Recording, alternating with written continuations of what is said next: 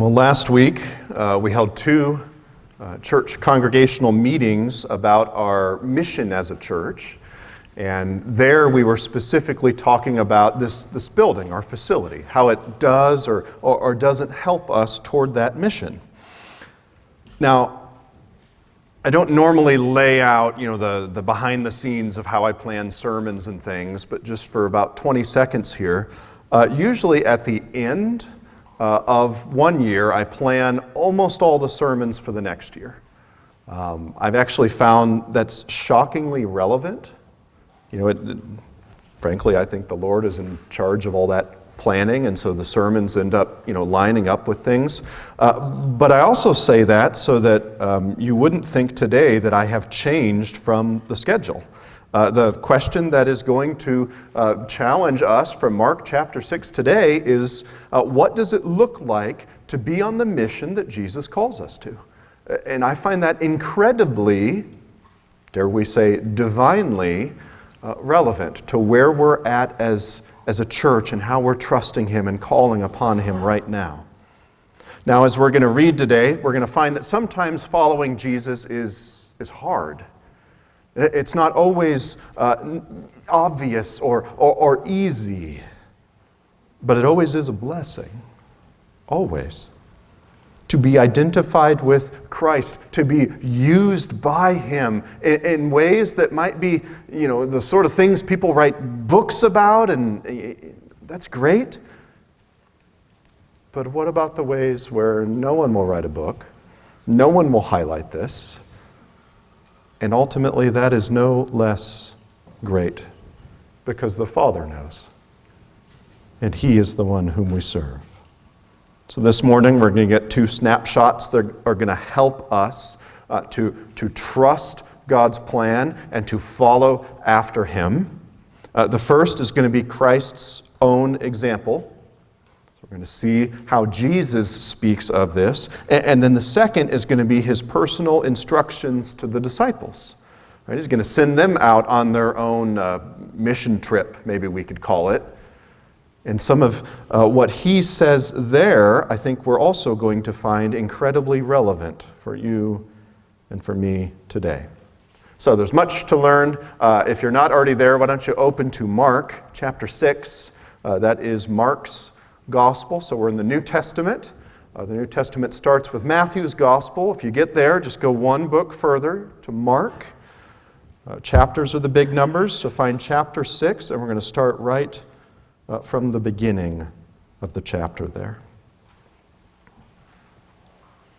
He went away from there and came to his hometown, and his disciples followed him. And on the Sabbath he began to teach in the synagogue, and many who heard him were astonished, saying, "Where did this man get these things? What is this wisdom given to him? How are such mighty works done by his hands? Is not this the carpenter, the son of Mary and brother of James and Joses and Judas and Simon? And are not his sisters here with us?" And they took offense at him. And Jesus said to them, "A prophet is not without honor except in his hometown and among his relatives and in his own household." And he could do no mighty work there except that he laid his hands on a few sick people and healed them.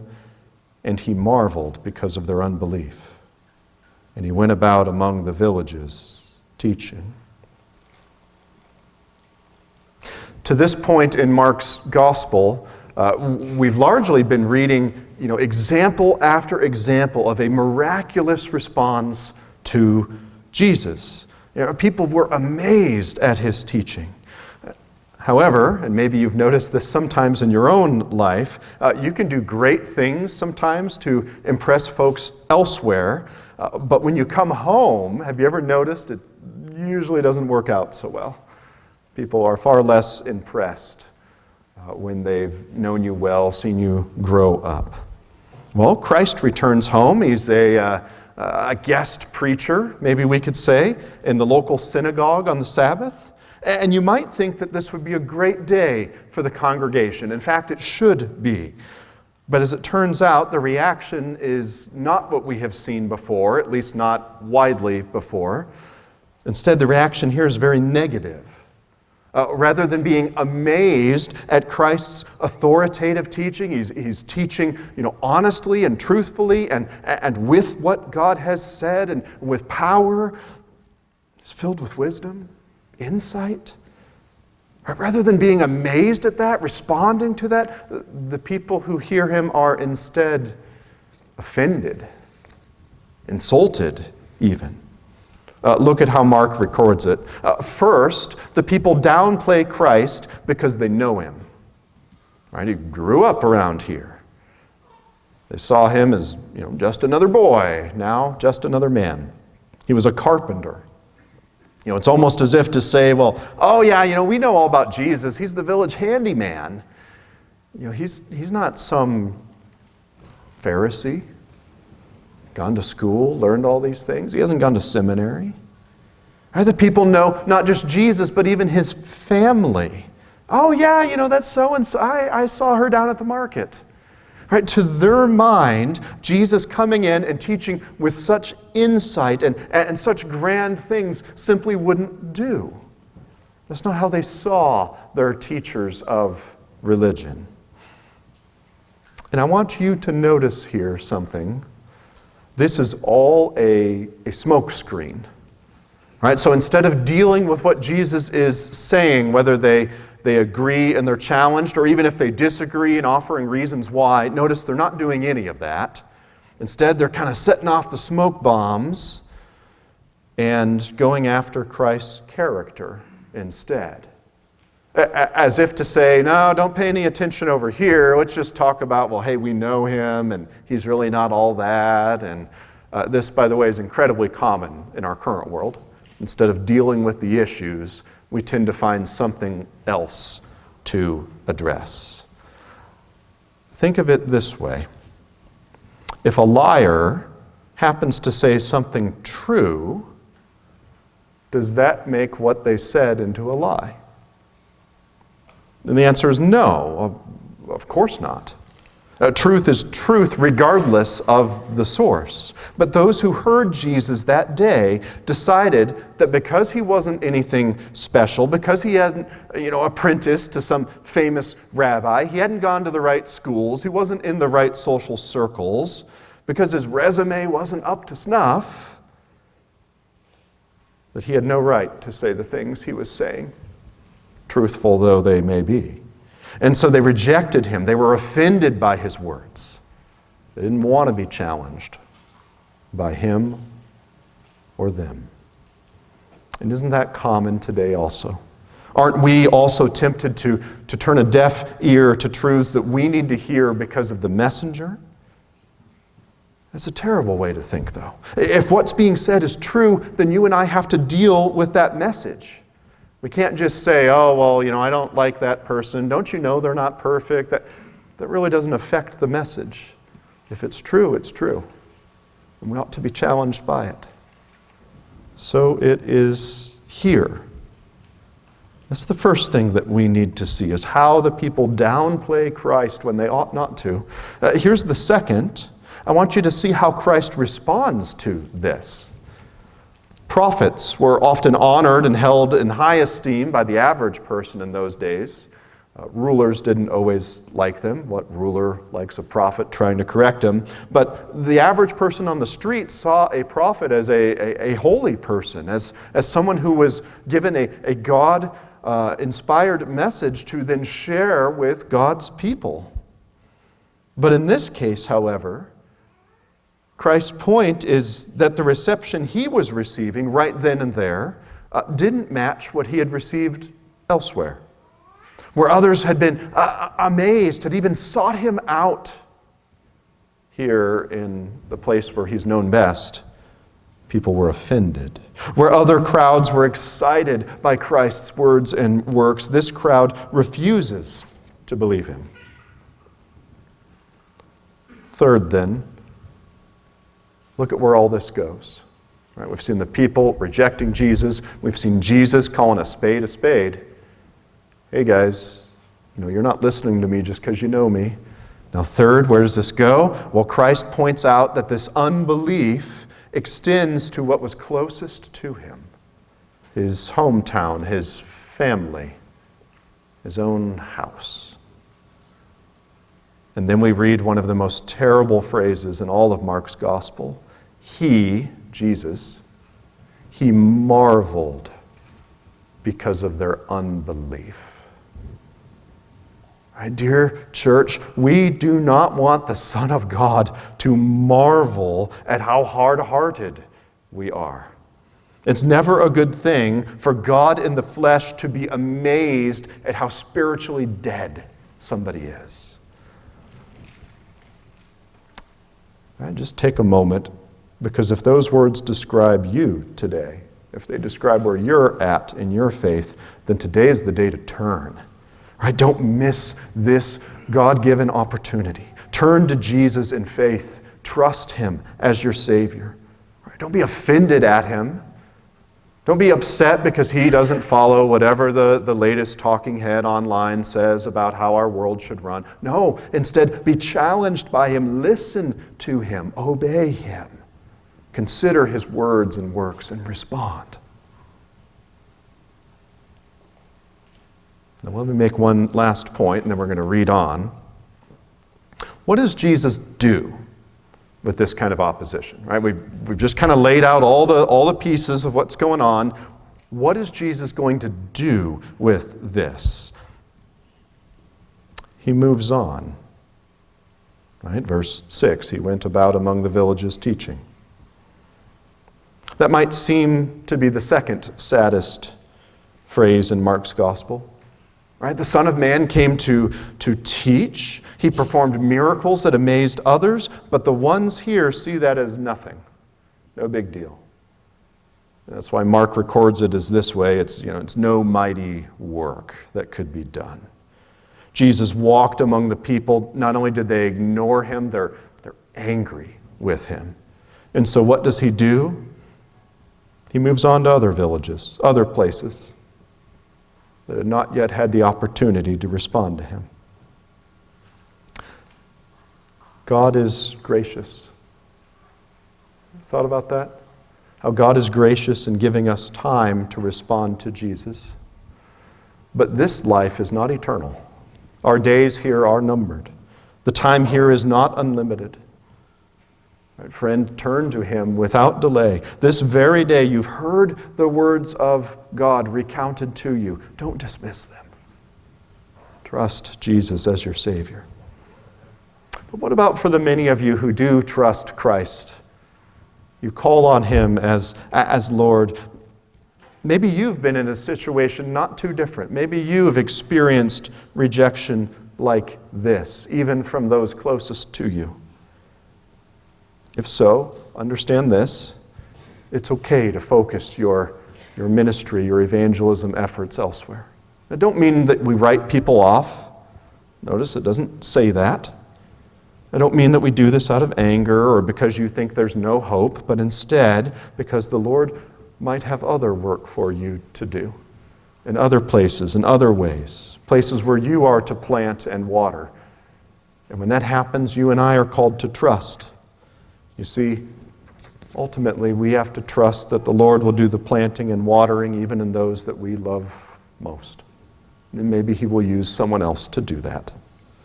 Right? Don't become discouraged. Keep at the Master's business. Follow after Jesus. That's why these next verses are so crucial then for filling out that picture. Look at verse 7. And he called the 12 and began to send them out 2 by 2, and gave them authority over the unclean spirits. He charged them to take nothing for their journey except a staff, no bread, no bag, no money in their belts, but to wear sandals and not put on 2 tunics. And he said to them, whenever you enter a house, stay there until you depart from there. And if any place will not receive you, and they will not listen to you, when you leave, shake off the dust that is on your feet as a testimony against them. So they went out and proclaimed that people should repent. And they cast out many demons and anointed with oil many who were sick and healed them. There's much to be said here. I realize we could unpack lots here, just like in the previous few verses. Just a note, by the way, just sometimes I get this question. Sometimes folks wonder about what does it mean when he could do no mighty work there, and I always find it ironic that Mark then says in verse 5, except that he then laid his hands on a few sick people and healed them, right? Except that he does a mighty work there. And yet, even what he does is rejected. And that's really Mark's point. Right? So it is then in these verses, right? There's so much we could focus on. What do we need to see? Well, first, it's this. As the disciples are challenged and equipped and head out, this is their commissioning ceremony. They're going on their mission trip. First, notice that these imperfect and at times thick-headed disciples are the ones being sent out. Right? Have you ever really considered the disciples and the picture we get of them? It's, especially in the Gospels, it's not all that flattering. If you're going to look for, hopefully we're not looking for resumes for a pastor, but when that happens in the life of a church, most churches that I know of aren't trying to pick the bonehead. Right? That's usually not one of the requirements that the search team is looking for. And yet, isn't that often what we see from the disciples? I mean, Peter can't seem to open his mouth without saying something foolish. Of course, then he mixes that with sometimes he hits the nail right on the head. And how do you deal with that? And then you've got James and John who want to, call down fire on a town that didn't respond well to the gospel. Like, hey, if they're not with us, then we're just going to, let's burn them to the ground kind of thing. And it's like, really? These are the disciples? Yeah. These imperfect, broken, sometimes angry, sometimes completely wrong and mistaken people. These are the ones that God is using to proclaim the kingdom, to encourage people, as we'll see in the book of Acts. These are the ones that God will use to take this gospel forth. And that means that we can have hope. Because brothers and sisters, he uses us too. What does this mean for you and for me? One thing I think is it's a challenge to us as a church. We tend to wait too long to equip people for God's work and then challenge them to actually follow Jesus. Right? I think that's a struggle in our society where we expect everyone to have all these qualifications and all this experience all the time, so that anyone who's younger in the faith is kind of, well, your resume doesn't add up. That's not what I see here in the Scriptures. We wait far too long before entrusting significant ministry and authority to others. Now, don't misunderstand. We don't want to be hasty or foolish. But the picture here is a correction we all need. Followers of Jesus don't have the luxury of sitting around in the classroom for year upon year upon year for half our lives before they're sent out. Instead, far more often in the Scriptures, we see that once they've been taught the foundations, the most important basics about the faith, the rest of the Christian life is learned on the job. It's in-service training, as it were. And I wonder, does that challenge your own following of Jesus? Right? Maybe you are one who always feels inadequate. You're like, well, but so-and-so at our church has so much more experience at that. Surely they should do it. Or maybe you're on the other end. Maybe you're on the church board and you're thinking, I sure wish we had some other, folks kind of in the pipeline I could be building up, but I don't know how, and I am the expert on this. And right, this is a challenge for both directions, isn't it? We need to call and encourage one another off the sidelines to actually follow Jesus. And if that leads to some messiness in life, well, hey, guess what? That's called life. That's called ministry. Secondly, the good news. Notice that God's work depends upon Him and His power. And it's not ultimately about the disciples getting every situation right and having the wisdom of Solomon to decide every question that might come up. You and I, likewise, are not the perfect messengers. In fact, the rest of Mark's gospel is going to be making that incredibly clear about the disciples and ultimately about us. Instead, you and I are called to be faithful laborers, faithful workers for the kingdom. And we trust in God for the success, the Lord for the results of our work. This is why Jesus makes very clear that, here we get this long list of stuff. And sometimes people wonder, well, why can't they bring bread and there's no bag and no extra tunics? And I realized we could go on long rabbit trails, but just as a very high-level comment, I want us to notice that stuff is not what ministry requires. And that's not apparently successful or necessary for this mission trip, is it? Too often, and I think this goes hand in hand with our idea of everyone's got to have all the boxes checked for all the trainings and everything else. It's not that that's bad, but we can overdo it. Well, too often we overdo it with stuff as well. We almost have this idea of we have to overplan so that if anything goes wrong, we're ready for that this way as well. And we have to have, excess of this and more money in the bank account. And well, what about that? And there might be some wisdom in some of those things. The question is, at what point do we go beyond what's wise and start trusting in ourselves rather than in the God who's called us? God will take care of his people. I've seen that firsthand, just like so many of you have shared with me that you have. Resources are not lacking for God's work. He will provide all that is needed to accomplish his purposes. Right? The laborers may be few. That's part of why we as a church are all about being and making disciples. But the resources for that, it's not like God is stingy. It's not like he's, you're going to have to file an expense report to get reimbursed on that.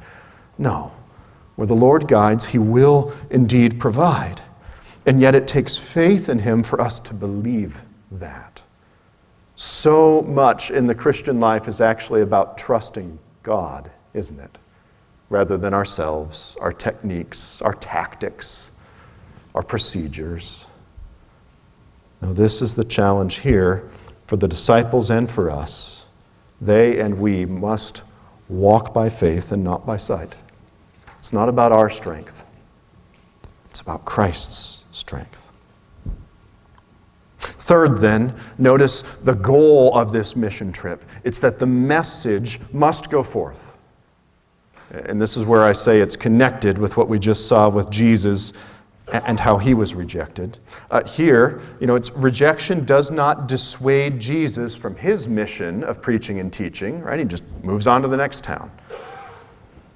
That's part of why his own mission involves training and empowering others to join him in the work, to go places that either he cannot go to because he's already going somewhere else. Yes, he's God, but he's also man. He's one man. Can't kind of split himself up. And so he empowers others to join him in the work. Friends, too often we think that we need to deal with all opposition, anything that would come up, and we kind of get fixated on, well, there's this problem or this person, and we have to deal with them or that before we can make any progress or praise the Lord for what he's doing. That's not true. It's not. I remember a number of years ago, there used to be this meme going around the internet. People post up little funny pictures, and there's a caption, and it's usually something funny. And it was this man sitting in front of a computer, all the lights are off, but the computer screen is illuminating him. And it was, I can't go to bed. I've found somebody who's wrong on the internet. Right? And some of you know exactly what that's like, right? You've come across someone and they said something that just kind of, you just couldn't let it go. And so you're sitting there, you're posting on Facebook or X or whatever, because you feel like you got to correct this or that. And there is a time for that. there's also a time just to let it go, move on. It's okay, right? You can't fix the world. That's what Jesus does. You and I are simply called to be faithful in following after him. It's not unkind or unfaithful to change your plans. There are, by God's grace, other workers, other folks that we are trusting to follow along behind us. Trust that they will be used by him to reach those that you could not. Notice also how the disciples aren't doing this work just on their own. Have you ever caught that? I think it's very rare that I have ever heard this pointed out from this passage, but verse 7, he sends them out alone? Individually? No. 2 by 2. They're going with a buddy, with a partner, with someone else who can help not only do the ministry, but encourage each other, lift one another up, help each other. Too often we do ministry individually, and we need to not do that. That burns people out, that frankly, it puts way too much pressure on one person. It doesn't help us to build disciples. Right? There's all these reasons why it's actually not the best way to do ministry. Right? Some of you are leaders of various ministries. Maybe you're on the board, maybe not. Who are you bringing alongside of you to do what you are tasked to do? Let me offer this challenge, because I know that's really inefficient, isn't it? I mean, you got to get schedules together, and that's hard, and when does it work for them? And right, it's harder. I got it. I agree. That's true. But it's better. It's better. What if we started seeing ministry together, not just as a checklist of here's what needs to be done in the church, and I happen to have the time, I can go do that, but instead, here's what God has called us to do as a church. Who can I grab that we can do that together? Right? What if that itself is part of our teaching and training ministry? What if that itself is part of what we're after? So not just the results of whatever ministry, but how we do that ministry. I dare say that I think not only will we build disciples, will we offer a witness to our community of what it means to truly do life together and even to love one another. And I think it'll also result in far less burnout, far more passion for Christ. We're going to, multiply the opportunities that we have to tell people about what Jesus has done. This is what we need. And this is what I would challenge us with, because, frankly, this is what Jesus does. Doing ministry with others does take more coordination, but it's how disciples are built up, how burnout is prevented, how encouragement is given. I once saw the title of a book on friendship, which I realized is not necessarily the picture here, but this was helpful. It said, friendship is the relationship that halves our sorrows and doubles our joys. That's incredibly biblical, at least as far as a concept, isn't it?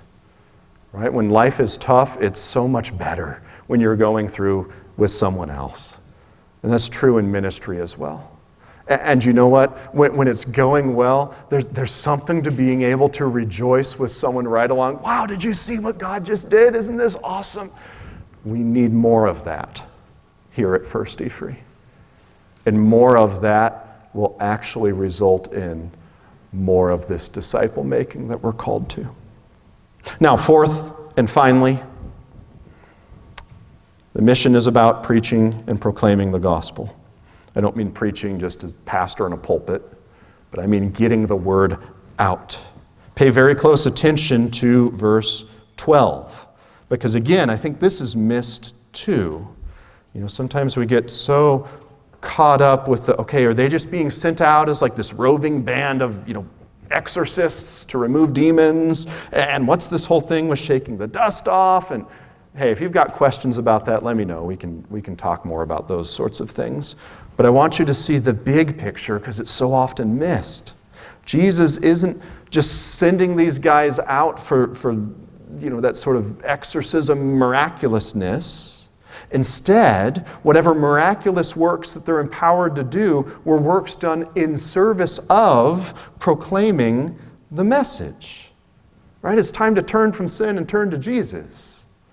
And Jesus is our King, and He has power and authority, and let us demonstrate that to you. That's really the example we're seeing here.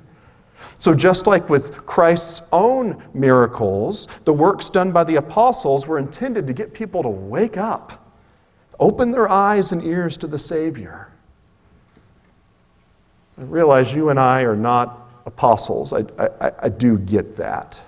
We need to be careful to not add anything to the word. Far too many groups do that, especially when it comes to these sorts of miraculous encounters. So that's a good caution. But at the same time, I think there's also a good challenge for us. Are we after the spread of this gospel? So with what we do, what we put our money toward as a church, the programs that we promote, is our goal gospel growth? Is that our measurement? You say, Kevin, that's hard to measure. And yeah, it is. Doesn't mean we shouldn't try. Doesn't mean we should only go for the things that are easy to measure. This is what faithfulness looks like. Right? How will you, dear friend, how will we, dear church, be about Christ's mission, even in the week ahead? How will the programs that we study for and run, the discussions that we continue to have about this facility, about our budget, about everything in between, how will all of that reflect this kind of emphasis? Christ the King has given us a mission, and we are to be about it. How will we take this good news of the kingdom to our friends and neighbors? And how will we trust our Lord for that from start to finish? Take time this week. There's been a bunch of challenges in these few short verses. Read it again. Pray over this. Ask the Lord to challenge you and to give you opportunities for growth here as well. All right, let's close our service by responding to Him in worship. There's no better way to do that than to pray, even now. Heavenly Father,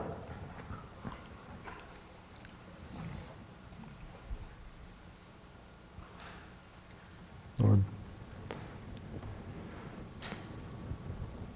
there is so much here, Lord, that calls us to faithfulness,